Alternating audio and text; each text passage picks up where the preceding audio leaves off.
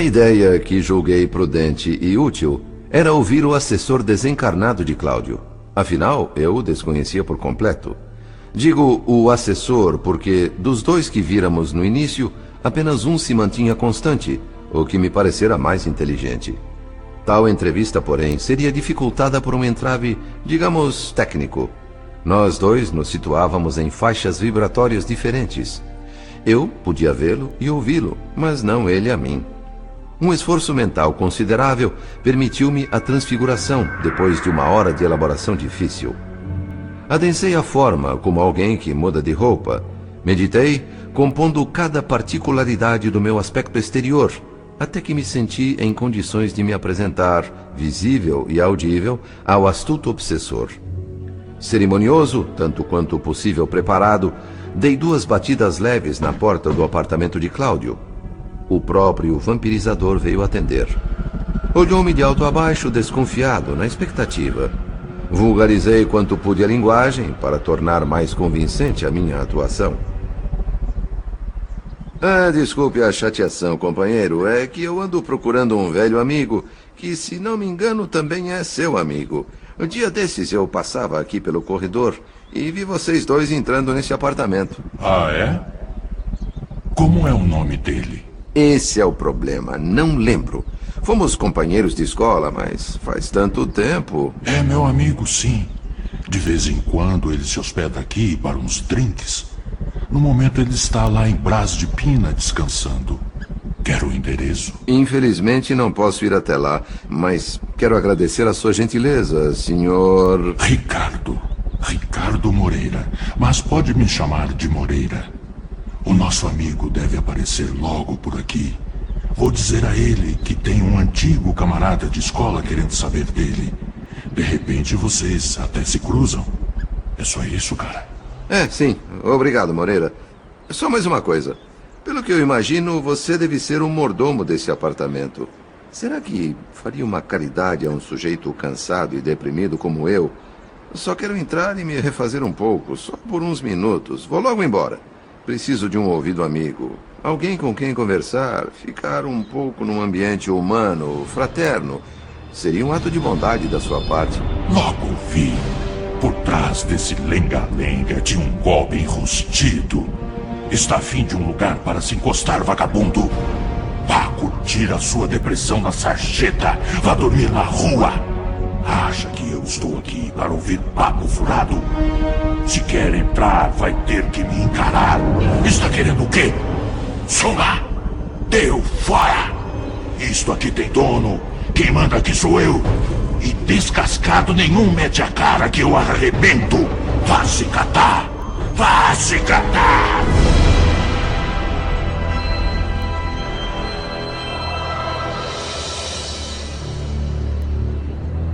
Não tive outro recurso senão sair correndo e descer as escadas aos pulos, com um grandalhão de punho cerrado, resfolegando e berrando impropérios, por pouco não me atingindo. Seria desrespeitoso reproduzir aqui todos os nomes pelos quais ele me chamou.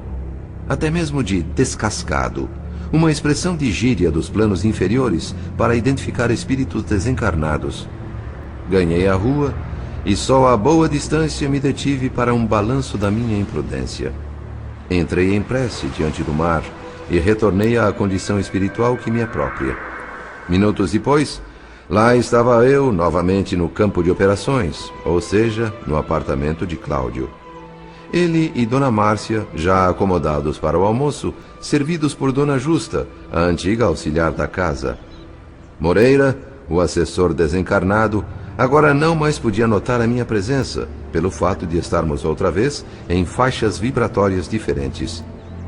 Instalado em perfeita justaposição ao dono da casa, na mesma cadeira, alimentava-se com ele através de um processo de osmose fluídica. Se partilhavam o alimento, mais ainda as ideias. Do cérebro de Cláudio brotava o tema circulante no sistema de conjugação mental dos dois. Formas, pensamentos revelavam aos meus olhos o objetivo inconfessável da dupla. O plano, escabroso, ia sendo digerido em silêncio. Como fazem os caçadores ao surpreender uma lebre incauta, iriam abordar Marita no quarto do prostíbulo.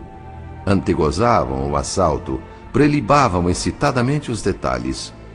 Perplexo, entendi a trama toda.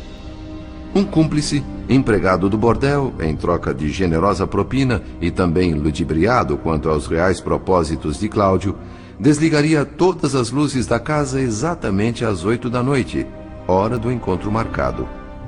O esquema era tão simples quanto diabólico. No quarto, às escuras, a jovem seria agarrada, não pelo amante esperado, Gilberto, mas pelo padrasto. Uma vez dominada, presa na armadilha, não teria como escapar. Seu pai adotivo, com o vampirizador atrelado, fariam o banquete sexual ansiosamente planejado por suas mentes enfermiças. Preocupadíssimo, fui rapidamente até o lupanar de Madame Cressina. Como é próprio desses ambientes, numerosos grupos de desencarnados infelizes por ali se movimentavam em ruidosa conversação. O quarto número 4 era desligado da enorme construção, um recanto isolado para clientes ditos especiais. Examinei atentamente o local, buscando alguma ideia que me permitisse frustrar os objetivos de Cláudio e seu obsessor, algo que evitasse a consumação de tão hediondo projeto. Voltando aos corredores do prédio, vi Cressina ao telefone, combinando com Gilberto que iria visitá-lo, para entregar-lhe o bilhete de Marita precisamente às 2 horas, ou seja, dali a meia hora. Desligou e ligou para Marita, na loja, confirmando o encontro. Disse que Gilberto escrevera um bilhete em resposta ao dela e que estaria no quarto número 4 exatamente às 8 da noite, como ela pedira. Que ela aguardasse e confiasse.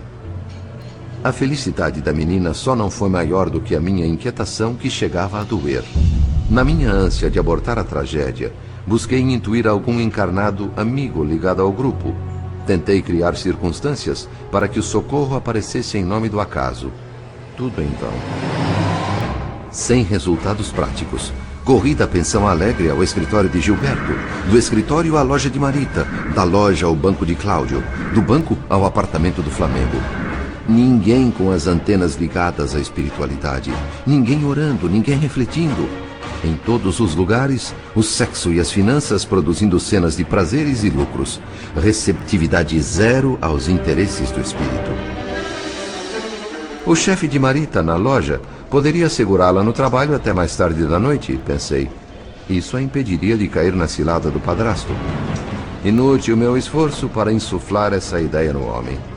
Julgando discutir consigo mesmo a possibilidade, preocupou-se com parágrafos da legislação trabalhista e principalmente com as horas extras que teria de pagar à moça. Expulsou sumariamente a minha influência. Voltei ao prostíbulo de Madame Cressina e lá me postei de sentinela. Pontualmente, às 7h30 da noite, eis que chega Cláudio Nogueira, vestido com esmero e encimado por uma graciosa peruca, certamente encarregada de fazê-lo parecer mais jovem. Complementando um agressivo perfume de cravos, a mesma essência usada por Gilberto, que eu já conhecia por ter invadido meu olfato no encontro deles no Lito. Até mesmo o nó da gravata era idêntico ao do rapaz. Todos os detalhes foram bem cuidados. Moreira, o vampirizador, ao lado, sempre atento a tudo. Fafá, o porteiro do bordel, um beberrão já subornado pelo padrasto de Marita, mas equivocadamente informado sobre o que iria acontecer, preparava-se para fazer sua parte, desligar as luzes no momento combinado. Dissera-lhe Cláudio que a encenação tinha por objetivo desmascarar em flagrante o jovem sedutor que pretendia desonrar sua filha. Garantia evitar qualquer escândalo, tudo seria feito sem alarde. Aceitando essa explicação, informou o empregado que a jovem já estava acomodada no quarto número 4 à espera do amante. O pai adotivo repassou então com o porteiro alcoolizado os detalhes da ação. 20 minutos da mais absoluta escuridão seriam suficientes para que ele, Cláudio, entrasse no quarto sem ser percebido, a fim de, como afirmava, surpreender o rapaz. Uma boa gorjeta suplementar abafou as preocupações de Fafá com a possível intervenção da polícia. Perdido frente às dolorosas perspectivas, varri a mente em busca de algo que pudesse fazer nos poucos minutos que faltavam para o pior. Em socorro à minha aflição, recebi surpreso um abraço do irmão Félix. Relatei apressadamente a gravidade da situação e corremos ambos ao quarto número 4. Diante da porta, ainda fora, Cláudio e o obsessor enlaçado nele. Excitados, corações pulsando em conjunto, prelibavam a caça. O irmão Félix envolveu a dupla num halo balsâmico, intentando acerenar-lhes os ímpetos, mas nem se deram conta do admirável fenômeno. Um piedoso emissário dos céus, insuflando inutilmente a palavra do Cristo em lobos humanizados. Essa era a cena à minha frente. O charco mental de lascívia, o vulcão de apetites sexuais em que se enrodilhavam os parceiros era de tal magnitude que nenhuma ideia de elevação penetraria. Protegido pela escuridão, Cláudio abriu a porta e entrou no quarto, seguido de Moreira. Entramos também, irmão Félix e eu, movidos pela esperança de que algo inesperado pudesse ainda ocorrer em benefício da pobre mocinha. Não podendo identificar o vulto do homem na obscuridade do quarto, Marita levantou-se, abriu os braços e veio ao seu encontro sussurrando frases de arrebatadora paixão. Gilberto! Ah, Gilberto, meu amor! Que saudade! Ah, que saudade!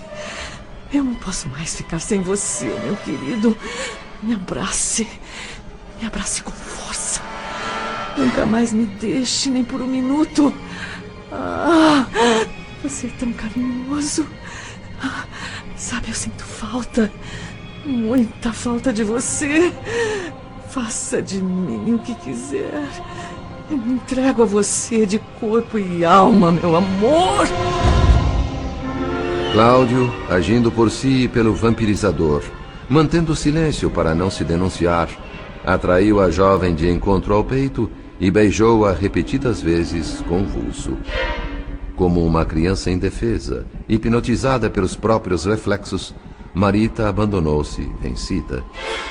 Sem nada poder fazer diante de tão cruel realidade, o irmão Félix deixou silenciosamente o quarto. Os sentimentos que o tocavam eu não poderia avaliar. Respeitosamente segui o ilustre benfeitor, que, trânsito de dor, fitava ao céu como à procura de respostas. Calei-me, reverente, diante daquele coração vindo das esferas superiores, para desmanchar-se ali, num suplício indizível, em lágrimas honestas, que só os grandes espíritos fazem brotar dos olhos.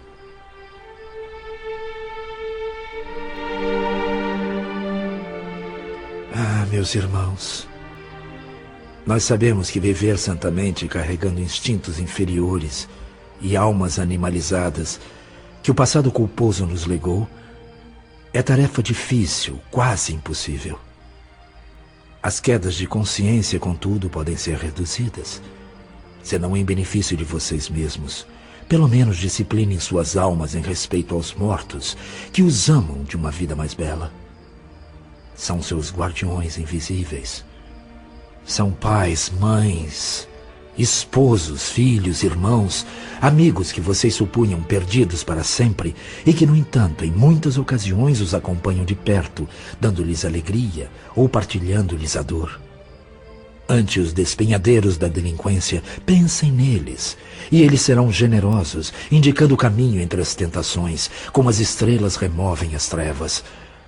Se vocês reverenciam os cabelos brancos das mães e dos mestres que ainda respiram na terra, façam o mesmo com relação aos mortos, afetuosos sirineus, que nos compartem em silêncio as cruzes das provações merecidas, e muitas vezes não somos dignos de beijar-lhes os pés.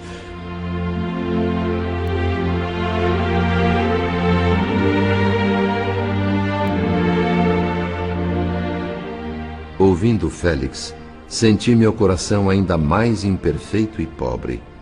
Orei, recorrendo ao Evangelho, e lembrei que Jesus, o Divino Mestre, quando ainda na terra, também fora um amigo sensível ao chorar um dia diante de Lázaro morto. Decorridos quase 20 minutos de expectativa, um grito agoniado, de espanto e de dor, cortou a noite e nos renovou a angústia. Marita, rápida como um animal acuado, Saltou a janela e saiu em desabalada carreira, assim que alguém, após espancar furiosamente a porta, invadiu o quarto com grande agressividade. Era Dona Márcia. Cláudio, tentando recompor-se, esboçou um risinho e disparou com mordacidade. Mas era só o que faltava. Você também aqui? Canalha! Eu não acreditei nessa menina infeliz. Eu poderia ter evitado. Como é que você não pensou? Como pôde ser tão negligente e irresponsável? Tenho comigo todos os papéis de Aracélia, todos os seus bilhetes. Ela nunca esteve com outro homem a não ser com você mesmo. Você nunca soube da última carta que ela me entregava à menina, dizendo que preferia morrer para que eu fosse feliz. A memória dessa moça pobre e leal é a única coisa que eu tenho no coração. O resto você destruiu. Cláudio! Cláudio, a que baixezas descemos nós! Louco! Você ultrajou sua própria filha! Alguém fulminado por um raio não estamparia tanto horror no semblante. Cláudio cambaleou, tentando apoiar-se na porta, enquanto Dona Márcia prorrompia em soluços, cobrindo o rosto com as mãos. Diante de tão conflitante situação, irmão Félix e eu nos sentimos na obrigação de sair. Sobrepunha-se a tudo nossa preocupação com Marita. O percurso entre a Lapa, onde se localizava o prostíbulo, e a Cinelândia, a jovem cobriu em poucos minutos, correndo desesperada. Tangida por todos os ventos da adversidade, sentia-se expulsa da terra. Traída nos mais íntimos sentimentos de mulher, a injúria experimentada transcendia para ela toda a noção de sofrimento. Do homem que conhecera e amara por pai, teria aceitado o punhal ou o veneno, mas não aquela afronta. Tremia na revolta incontida. Na mente, uma ideia ganhava força: o suicídio. Era só atirar-se sob os carros que passavam velozes e tudo desapareceria, a morte como ponto final. Entretanto, era preciso viver um pouco mais, pensava. Restava um enigma a ser decifrado. Gilberto. Por que o moço teria feito o que fez? Esquivou-se do encontro e ainda permitiu a substituição? Que trama cruel teria havido entre eles? Quem mais estaria envolvido? Madame Cressina? Mesmo desejando obstinadamente a morte, decidiu a moça atender uma última sugestão nascida das cinzas do sonho desmantelado: ouvir Gilberto. Era necessário, uma vez só que fosse. Queria conhecer a verdade, morrer com a verdade. Se ele me estender um fio de luz, se ele me disser: viva! Viva pra mim! Eu sou capaz de esquecer o insulto desta noite. Eu esqueço tudo e continuo a viver. Do contrário, estará tudo acabado. Irmão Félix e eu tentávamos influenciá-la com demonstrações de ternura e consolo, mas sem nenhum resultado. Rejeitava qualquer ideia que não se afinasse com sua determinação de ouvir o rapaz por quem se apaixonara. A resposta poderia ser tanto um recomeço de vida como uma sentença de morte para ela. No largo do passeio, as árvores que tanto amava pareciam chamá-la para abraços de adeus. Indiferentes, casais de namorados riam e trocavam carinhos ao sair do cinema. Recordou a menina feliz que ela fora. Vencendo encontrões, varando a massa risonha, chegou à Praça Marechal Floriano. Sentiu-se ali absolutamente sozinha, completamente desamparada. Era o desprezo final. Um telefone. Sim, precisava de um telefone. Voltar ao apartamento dos pais adotivos no Flamengo estava fora de cogitação. Preferia morrer imediatamente a pôr novamente os pés na casa dos Nogueira. Pensamento estranho, então, assomou-lhe de súbito. Para alcançar a verdade, mentiria, fingiria, usaria disfarce. Para a grande cartada, entraria no jogo preparada. Sem a bolsa com seus documentos e dinheiro, fez sinal a um táxi e pediu que a levasse até Copacabana, à casa de uma amiga, sob condição de receber a corrida lá, ao chegar. Pessoa amável, extremamente gentil, a amiga, cliente da loja onde Marita trabalhava, pagou o motorista e permitiu que a jovem usasse o telefone. Pela intimidade e pela convivência, as vozes, o jeito de falar e o vocabulário das duas irmãs adotivas eram muito parecidos.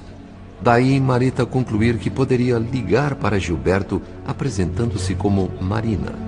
Depois de uma convincente e criativa explicação para o aspecto desalinhado, o fato de estar sem a bolsa e uma visita tão inusitada, a moça foi deixada à vontade junto ao telefone da casa. Quase 9 da noite. Deduzindo que naquela hora Gilberto estaria dando atenção à mãe enferma em casa, Marita discou um número. Félix e eu nos surpreendemos com a capacidade da jovem de sufocar a própria emoção para fingir a alegria da outra. Alô? Gilberto? Sim, quem é? Ah, como quem é? Sou eu, Marina, meu amor. Não reconhece minha voz? Claro que sim. Mas que surpresa boa, Marina. É que... Bom, eu acabo de chegar de Teresópolis. Vim um pouco antes, sabe? Ah, é? E tá esperando o quê? Vem pra cá, estamos todos em casa. Mas por que você telefonou? Ah, eu só queria saber se você está bem. Passou ontem o dia. Claro, claro, meu amor. Olha só que eu tô com muita saudade de você. Eu também. Muita saudade. Ah, então vem logo pra cá, vai. Mas a sua mãe está melhor? Um pouquinho. Bom, mas chega de telefone, tá? Vem pra cá, vai. Não, é só mais um momentinho. Escute, eu dei uma passada em casa e falei rapidamente com a minha mãe e com meu pai sobre um certo assunto. Umas amigas em Teresópolis me encheram a cabeça.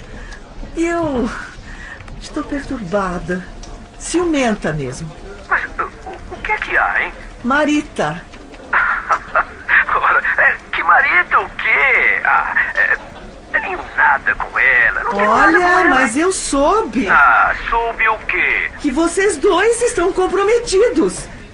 Que andavam juntos, eu sabia. Mas a tal ponto. Que isso? Bobagem, Marina. Bobagem, vai. Isso é coisa de gente biruta, sabia?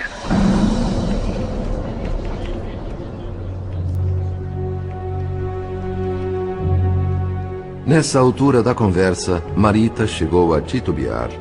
Já ouvira o bastante para reconhecer-se desdenhada, mas mesmo receando não sustentar a farsa até o final, precisava saber o quanto Gilberto havia descido.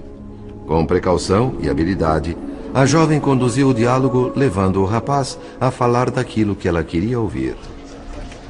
Bem, se você conversou com o seu pai, na certa deve estar sabendo o que aconteceu, né? Bom, ele me telefonou, conversamos e acertamos tudo. Marita me escreveu um bilhete pedindo que a encontrasse. O seu velho soube de tudo antes e me pediu para dizer que iria, mas que eu não fosse. Você entendeu? E como é que você se arranjou? Eu escrevi um bilhete em resposta, prometendo encontrar-me com Marita, mas combinei com o seu pai para que ele mesmo fosse buscá-la, né? A ideia, aliás, partiu dele. Eu não podia deixar de atendê-lo, não é? Me pediu que escrevesse, aceitando, para que Marita não ficasse chocada, né? Já que ela anda meio borocochô. E que ele iria procurá-la para dar conselhos e reanimá-la com a promessa de uma excursão à Argentina. Excursão à Argentina? Sanatório, meu bem. Você não entendeu? Que? Para sua irmã adotiva, sou mesmo um hospício, né? E quanto mais longe, melhor.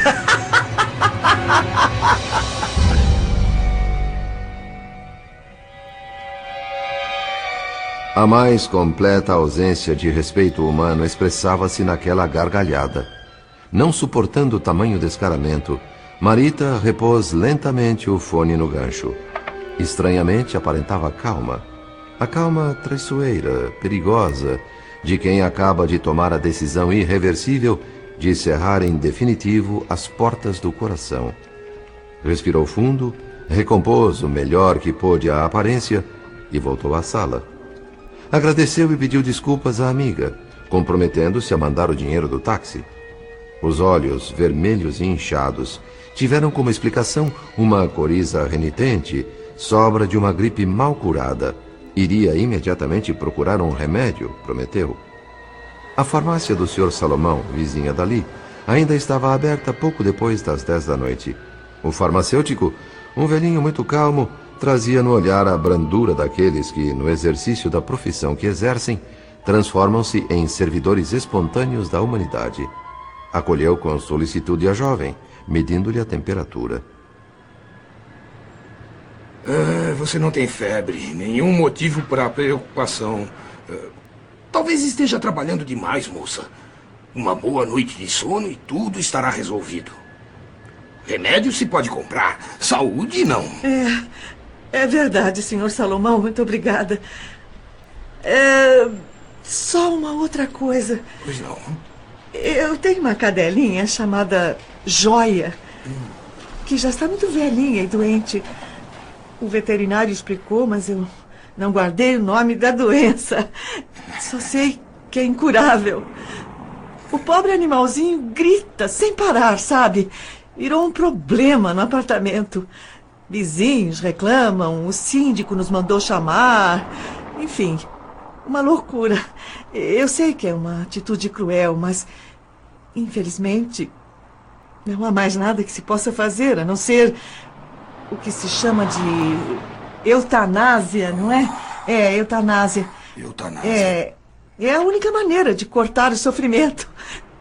O senhor não teria algum tipo de comprimido adequado? Alguma droga que pudesse trazer uma morte sem dor ao bichinho?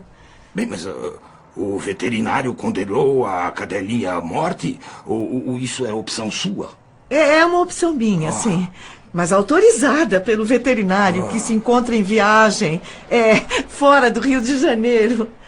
Se é assim, eu posso verificar o que eu tenho aqui que possa servir. Talvez um anestésico poderoso em dose bem elevada. Isso. Aguarde um momento, mocinha. Eu vou procurar. A nosso ver, não podia ser mais clara a intenção da jovem. A morte por superdose de um anestésico parecia-lhe conveniente e sem sofrimento. Um apagar de luz, comparava.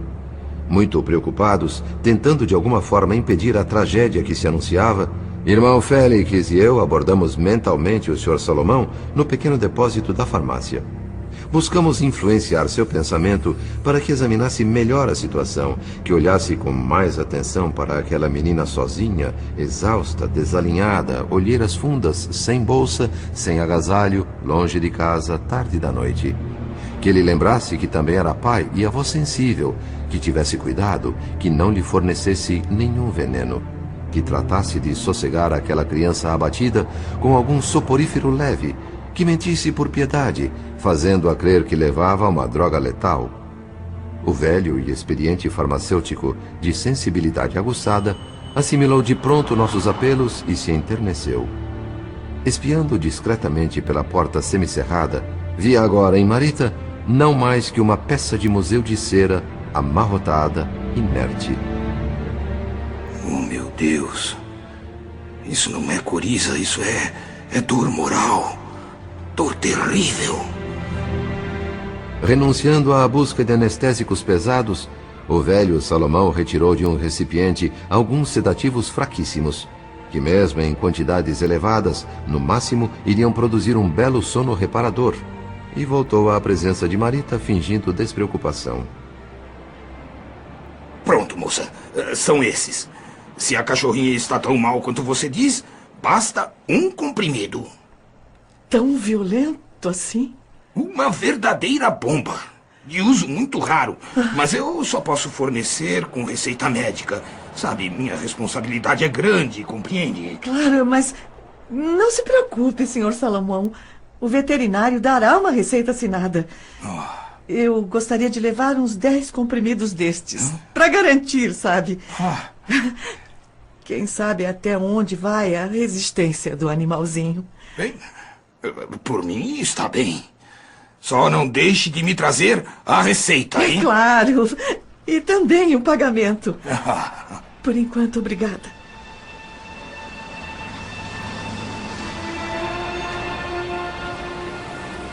Despediu-se, deixando o intrigado velhinho atrás do balcão, e ganhou a calçada, já com poucos transeuntes, às 11 da noite.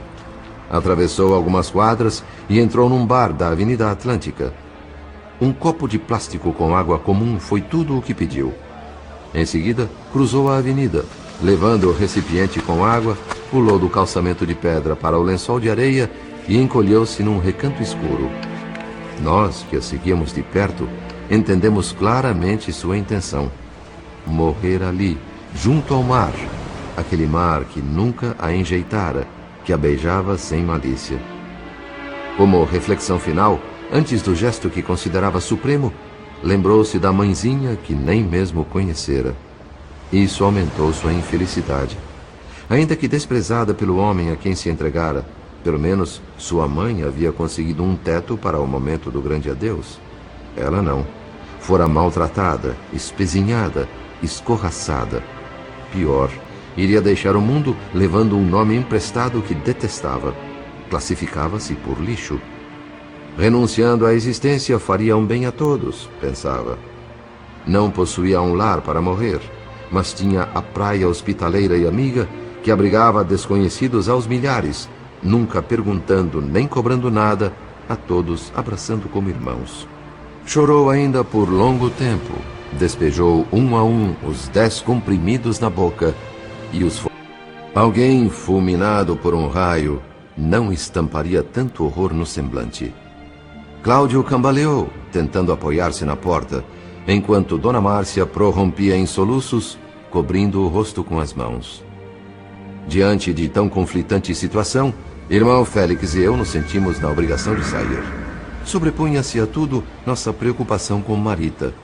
O percurso entre a Lapa, onde se localizava o prostíbulo, e a Cinelândia, a jovem cobriu em poucos minutos, correndo desesperada. Tangida por todos os ventos da adversidade, sentia-se expulsa da terra. Traída nos mais íntimos sentimentos de mulher, a injúria experimentada transcendia para ela toda a noção de sofrimento. Do homem que conhecera e amara por pai, teria aceitado o punhal ou o veneno, mas não aquela afronta. Tremia na revolta incontida. Na mente, uma ideia ganhava força: o suicídio. Era só atirar-se sob os carros que passavam velozes e tudo desapareceria, a morte como ponto final. Entretanto, era preciso viver um pouco mais, pensava. Restava um enigma a ser decifrado. Gilberto. Por que o moço teria feito o que fez? Esquivou-se do encontro e ainda permitiu a substituição? Que trama cruel teria havido entre eles?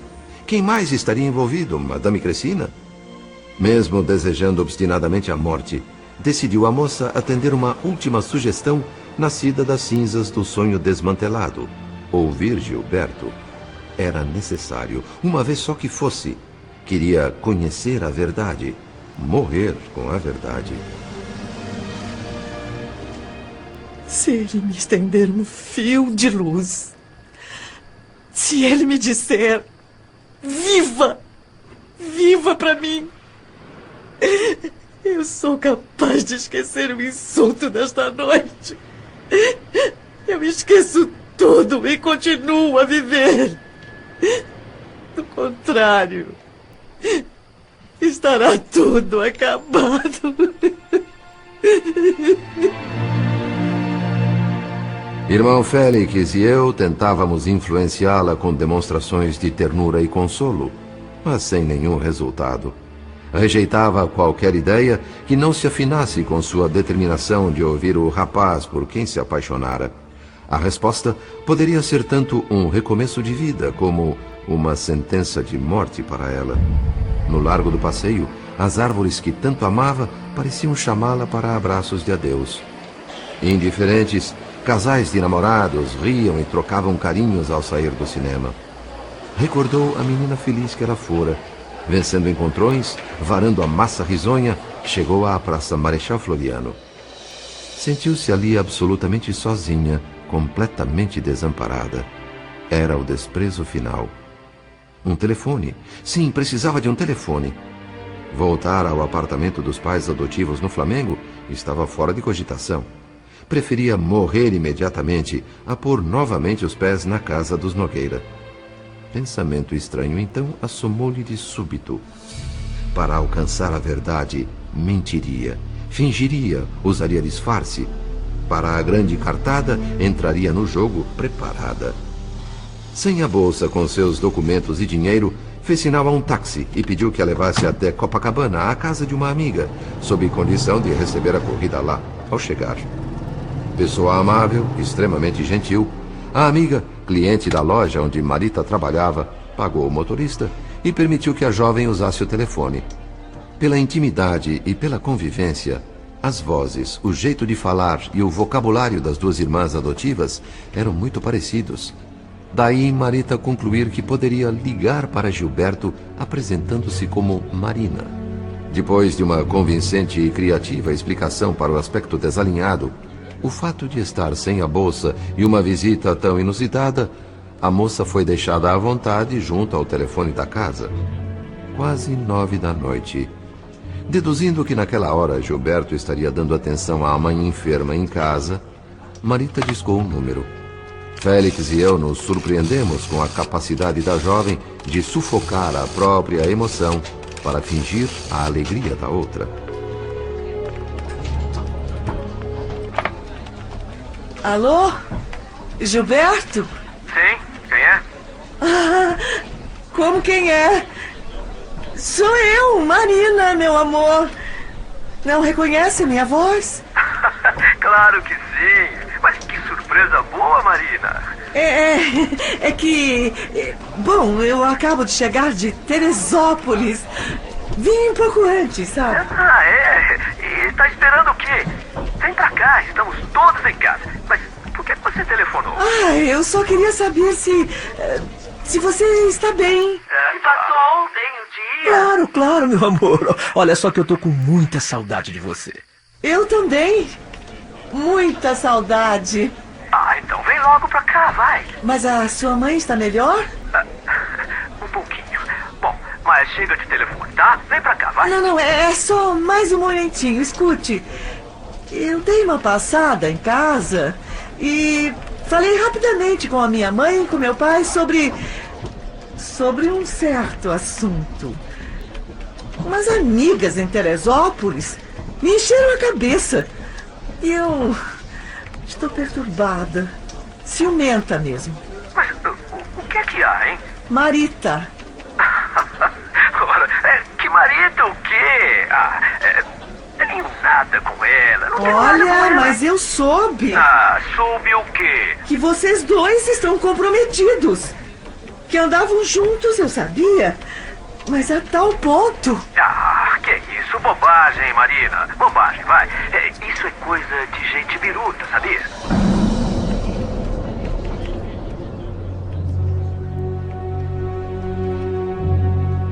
Nessa altura da conversa, Marita chegou a titubear. Já ouvira o bastante para reconhecer-se desdenhada, mas mesmo receando não sustentar a farsa até o final, precisava saber o quanto Gilberto havia descido. Com precaução e habilidade, a jovem conduziu o diálogo, levando o rapaz a falar daquilo que ela queria ouvir. Bem, se você conversou com o seu pai, na certa deve estar sabendo o que aconteceu, né? Bom, ele me telefonou, conversamos e acertamos tudo. Marita me escreveu um bilhete pedindo que a encontrasse. O seu velho soube de tudo antes e me pediu para dizer que iria, mas que eu não fosse. Você entendeu? E como é que você se arranjou? Eu escrevi um bilhete em resposta, prometendo encontrar-me com Marita, mas combinei com o seu pai para que ele mesmo fosse buscá-la, né? A ideia, aliás, partiu dele. Eu não podia deixar de atendê-lo, não é? Me pediu que escrevesse, aceitando, para que Marita não ficasse chocada, né? Já que ela anda meio borocochô. E que ele iria procurá-la para dar conselhos e e animá-la com a promessa de uma excursão à Argentina. Excursão à Argentina? Sanatório, meu bem. Você não entendeu? Quê? É. Para sua irmã adotiva, é só mesmo um hospício, hein? E quanto mais longe, melhor.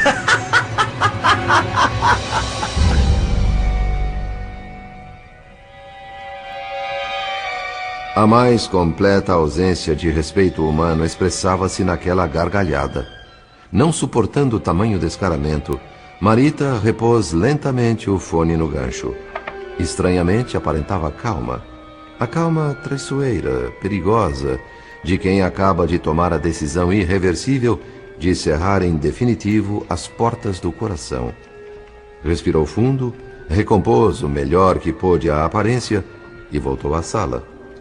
Agradeceu e pediu desculpas à amiga, comprometendo-se a mandar o dinheiro do táxi. Os olhos, vermelhos e inchados, tiveram como explicação uma coriza renitente, sobra de uma gripe mal curada. Iria imediatamente procurar um remédio, prometeu. A farmácia do Sr. Salomão, vizinha dali, ainda estava aberta pouco depois das 10 da noite. O farmacêutico, um velhinho muito calmo, trazia no olhar a brandura daqueles que, no exercício da profissão que exercem, transformam-se em servidores espontâneos da humanidade. Acolheu com solicitude a jovem, medindo-lhe a temperatura. Você não tem febre, nenhum motivo para preocupação. Talvez esteja trabalhando demais, moça. Uma boa noite de sono e tudo estará resolvido. Remédio se pode comprar, saúde não. É verdade, Sr. Salomão, muito obrigada. Só uma outra coisa. Pois não. Eu tenho uma cadelinha chamada Joia, que já está muito velhinha e doente. O veterinário explicou, mas eu não guardei o nome da doença. Só sei que é incurável. O pobre animalzinho grita sem parar, sabe? Virou um problema no apartamento. Vizinhos reclamam, o síndico nos mandou chamar. Enfim, uma loucura. Eu sei que é uma atitude cruel, mas, infelizmente, não há mais nada que se possa fazer, a não ser o que se chama de eutanásia, não é? Eutanásia. Eutanásia. É a única maneira de cortar o sofrimento. O senhor não teria algum tipo de comprimido adequado? Alguma droga que pudesse trazer uma morte sem dor ao bichinho? Bem, mas o veterinário condenou a cadelinha à morte? Ou isso é opção sua? É uma opção minha, sim. Mas autorizada pelo veterinário que se encontra em viagem, fora do Rio de Janeiro. Se é assim, eu posso verificar o que eu tenho aqui que possa servir. Talvez um anestésico poderoso em dose bem elevada. Isso. Aguarde um momento, mocinha. Eu vou procurar. A nosso ver, não podia ser mais clara a intenção da jovem. A morte por superdose de um anestésico parecia-lhe conveniente e sem sofrimento. Um apagar de luz, comparava. Muito preocupados, tentando de alguma forma impedir a tragédia que se anunciava, irmão Félix e eu abordamos mentalmente o Sr. Salomão no pequeno depósito da farmácia. Buscamos influenciar seu pensamento para que examinasse melhor a situação, que olhasse com mais atenção para aquela menina sozinha, exausta, desalinhada, olheiras fundas, sem bolsa, sem agasalho, longe de casa, tarde da noite. Que ele lembrasse que também era pai e avô sensível, que tivesse cuidado, que não lhe fornecesse nenhum veneno. Que tratasse de sossegar aquela criança abatida com algum soporífero leve, que mentisse por piedade, fazendo-a crer que levava uma droga letal. O velho e experiente farmacêutico, de sensibilidade aguçada, assimilou de pronto nossos apelos e se enterneceu. Espiando discretamente pela porta semicerrada, via agora em Marita não mais que uma peça de museu de cera, amarrotada, inerte. Oh, meu Deus. Isso não é coriza, isso é dor moral. Dor terrível.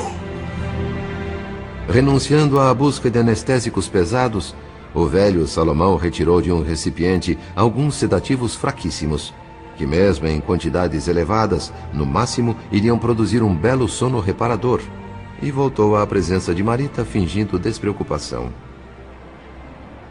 Pronto, moça. São esses. Se a cachorrinha está tão mal quanto você diz, basta um comprimido. Tão violento assim?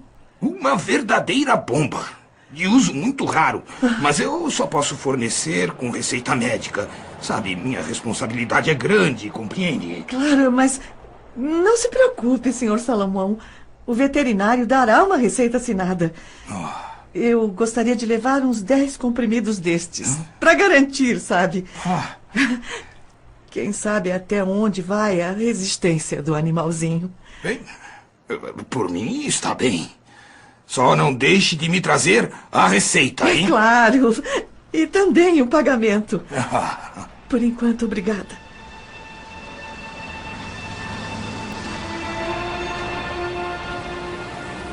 Despediu-se, deixando o intrigado velhinho atrás do balcão, e ganhou a calçada, já com poucos transeuntes, às 11 da noite. Atravessou algumas quadras e entrou num bar da Avenida Atlântica. Um copo de plástico com água comum foi tudo o que pediu. Em seguida, cruzou a avenida, levando o recipiente com água, pulou do calçamento de pedra para o lençol de areia e encolheu-se num recanto escuro. Nós, que a seguíamos de perto, entendemos claramente sua intenção. Morrer ali, junto ao mar, aquele mar que nunca a enjeitara, que a beijava sem malícia. Como reflexão final, antes do gesto que considerava supremo, lembrou-se da mãezinha que nem mesmo conhecera. Isso aumentou sua infelicidade. Ainda que desprezada pelo homem a quem se entregara, pelo menos sua mãe havia conseguido um teto para o momento do grande adeus. Ela não. Fora maltratada, espezinhada, escorraçada. Pior, iria deixar o mundo levando um nome emprestado que detestava. Classificava-se por lixo. Renunciando à existência, faria um bem a todos, pensava. Não possuía um lar para morrer, mas tinha a praia hospitaleira e amiga que abrigava desconhecidos aos milhares, nunca perguntando nem cobrando nada, a todos abraçando como irmãos. Chorou ainda por longo tempo, despejou um a um os 10 comprimidos na boca e os foi engolindo com água.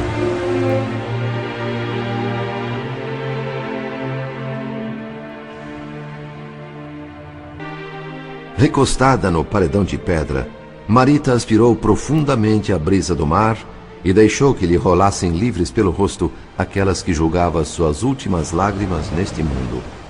Um torpor suave chegou e foi logo saudado por ela como o anúncio da morte próxima. Embora leve, o anestésico produzira algum efeito pela quantidade ingerida. Consultamos o horário. 55 minutos depois da meia-noite. Irmão Félix entrou em oração. 2 rondantes desencarnados apareceram logo em seguida oferecendo serviço. Com a ajuda deles na vigilância, iniciamos a tarefa restaurativa. Para que não se afastasse em espírito do corpo desgovernado, aplicamos passes reconfortantes nos centros de força da jovem, estímulos no campo cerebral, insuflações nos vasos sanguíneos. Estas operações, minuciosas e demoradas, incluíram também a acupuntura magnética do plano espiritual, área em que nosso benfeitor, irmão Félix, dispunha de notáveis conhecimentos. 4 horas durou o procedimento. A moça repousava tranquilamente agora. Reconfortados por novas esperanças, irmão Félix e eu vimos, apreensivos, um gari abrutalhado atravessar a rua em nossa direção. Antes que pudéssemos fazer qualquer coisa para tentar impedi-lo, atirou-se o brutamontes em cima da moça, agarrando-a e berrando embriagado.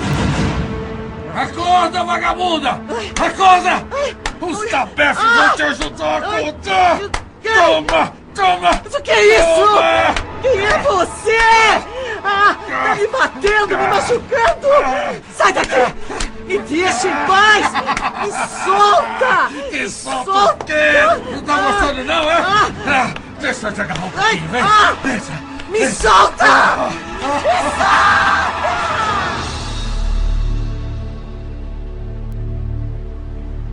Completamente atordoada, Marita perguntava a si mesma se teria morrido, se estaria no inferno enfrentando algum demônio. A custo desvencilhou-se do agressor e saiu dali cambaleante, confusa, desorientada. A passos vacilantes, atingiu a calçada numa corrida trôpega para lugar nenhum. Barulhenta, veloz, indiferente aos dramas individuais, começava a agitação que acompanha os clarões de um novo dia. Automóveis, motonetas, coletivos, caminhões, pedestres apressados, correndo para o trabalho, outros voltando de noitadas, garis, motores, buzinas, burburinho. A vida pulsando na cidade recém-desperta. Espíritos assaltados por amargos presságios. Irmão Félix e eu seguíamos a menina sem rumo. O grande educador a meu lado, o magnífico benfeitor, aflito por ajudar, humildemente apequenou-se, entregue a saracoteios na via pública para salvar uma criança querida. Rapazes embriagados a insultaram com injúrias pesadas, chamando-a de tipa de pileque pelo andar vacilante. Nenhum braço humano que a sustentasse no atordoamento. Fugindo ao assédio, tropeçando, em prantos, deixou a calçada e cruzou a pista.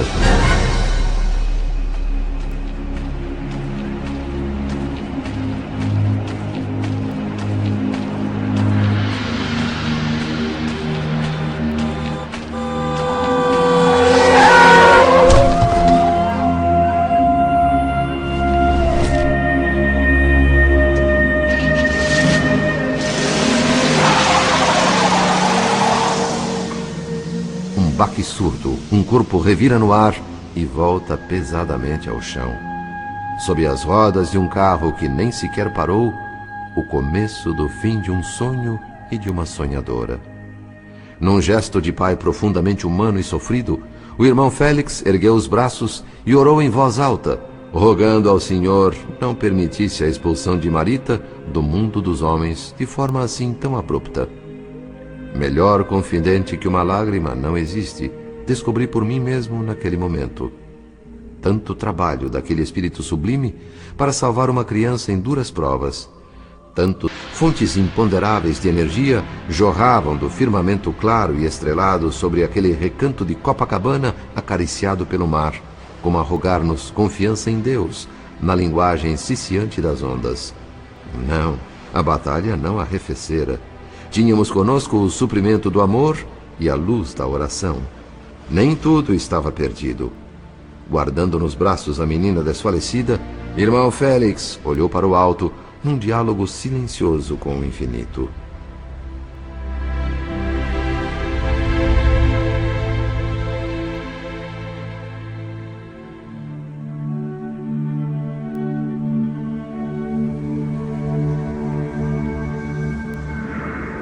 Quase às 5 da manhã, voltei ao apartamento dos Nogueira, no Flamengo.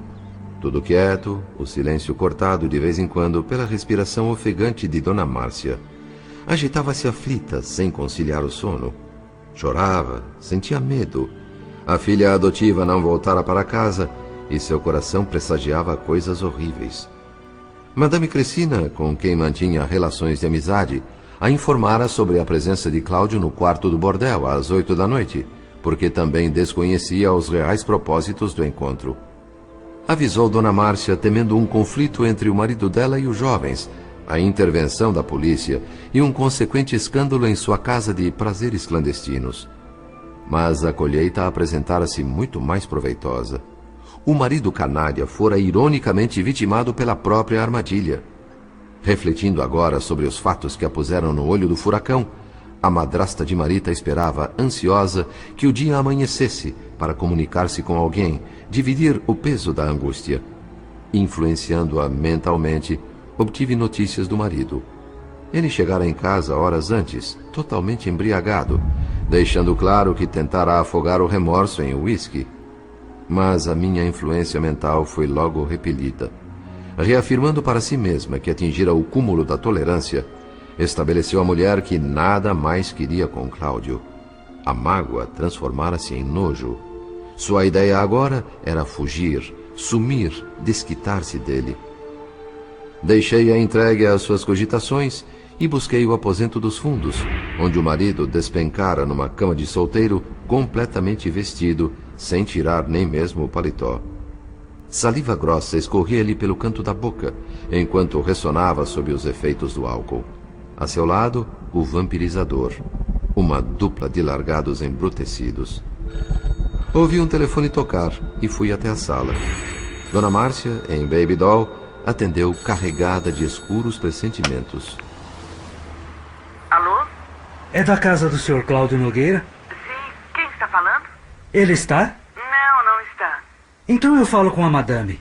É a senhora mesmo? Eu quero saber com quem estou falando. O meu nome é Zeca, eu sou Gari. Quero dar notícia de um desastre aqui em Copacabana. Foi com a dona Marita, a moça da loja. Mas o que aconteceu?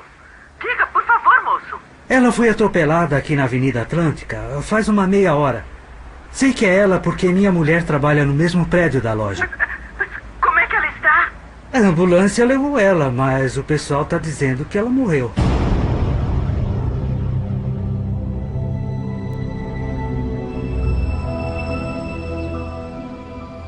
Mesmo calejada em matéria de emoções, Dona Márcia deixou cair o fone e recuou pálida. Agarrando a própria cabeça, cambaleou pela sala, parecendo enlouquecer. Morta? Marita morta? Mas como? Será que 20 anos depois a tragédia se repete? Araceli, a mãe dela, suicidou-se por causa desse crápula do Cláudio. E agora, outra vez por culpa dele, a filha dá cabo da própria vida. Sim, claro. Ela deve ter procurado a morte por não aguentar a vergonha, os insultos que teria de ouvir pelo resto da vida. Nesse ponto, fiz nova intervenção nos pensamentos de Dona Márcia. Tentei incliná-la à compaixão, a fazer algo em benefício da filha adotiva.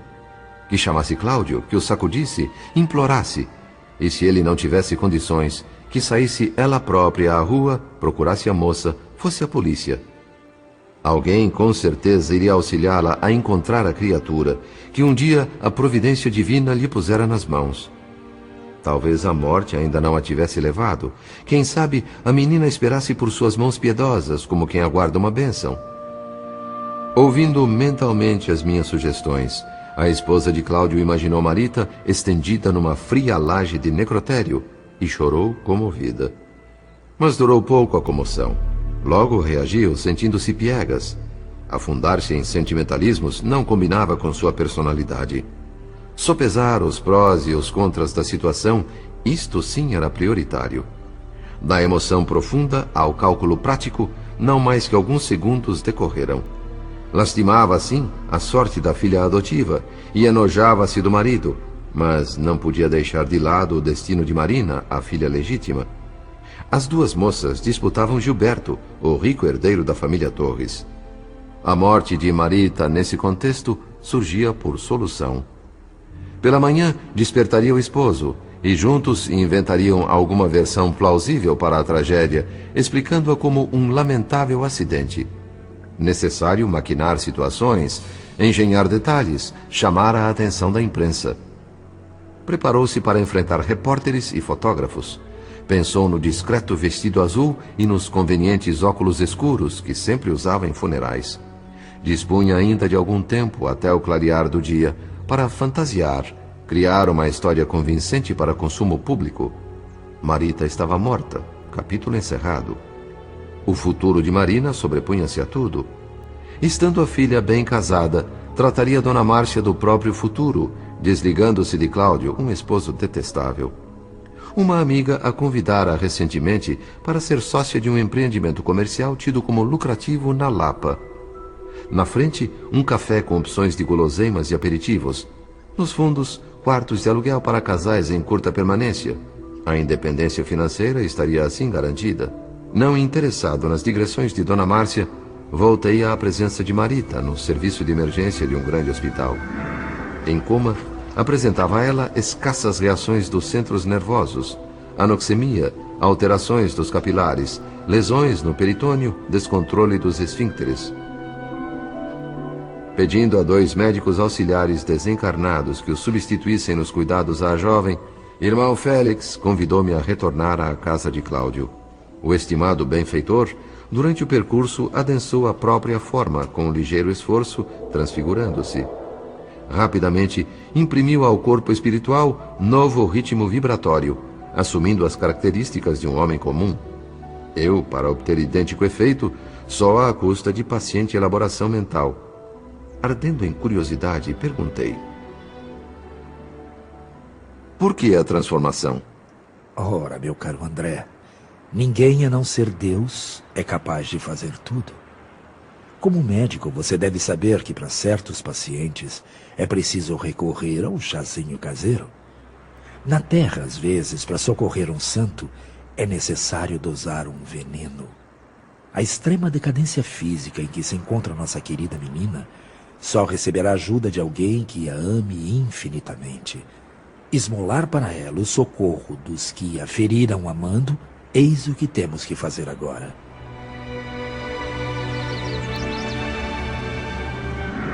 Chegamos à frente do prédio dos Nogueira. O sol, recém-nascido, banhava a fachada. Subimos. Irmão Félix deu leves batidas na porta. Momentos depois, o próprio Moreira, o assessor desencarnado de Cláudio, veio atender. A mim ele não conseguia ver, porque eu não tivera tempo para a metamorfose. Estremunhado, com má vontade, foi logo insultando o benfeitor, que a tudo ouviu, humilde.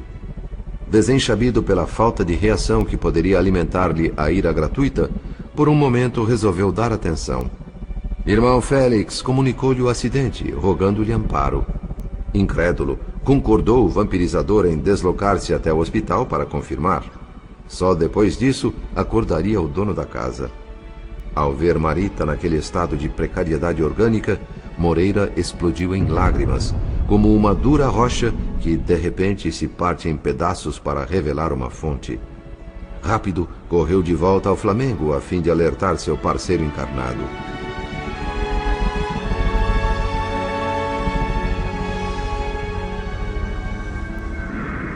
Cláudio virá aqui sem demora. Nossa pequena Marita conseguiu mais uns 15 ou 20 dias no corpo físico, embora em condições muito difíceis. Será um tempo de meditação, preparo valioso ante a vida espiritual.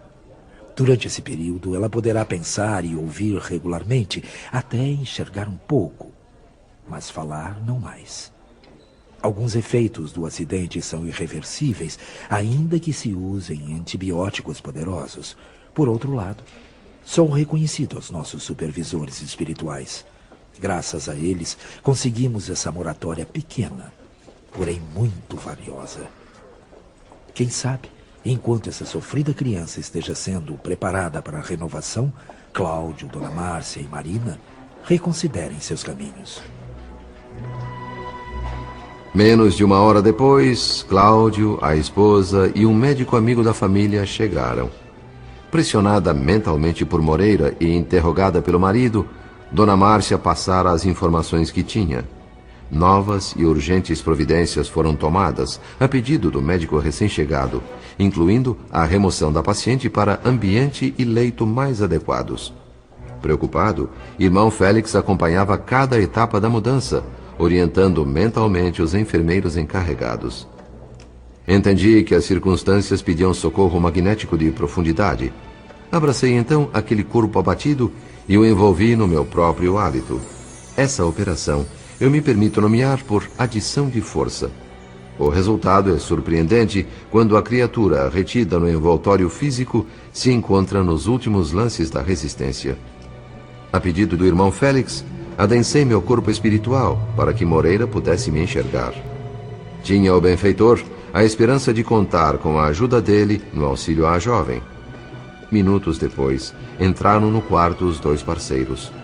O olhar que me lançou o vampirizador não poderia ser mais espantado.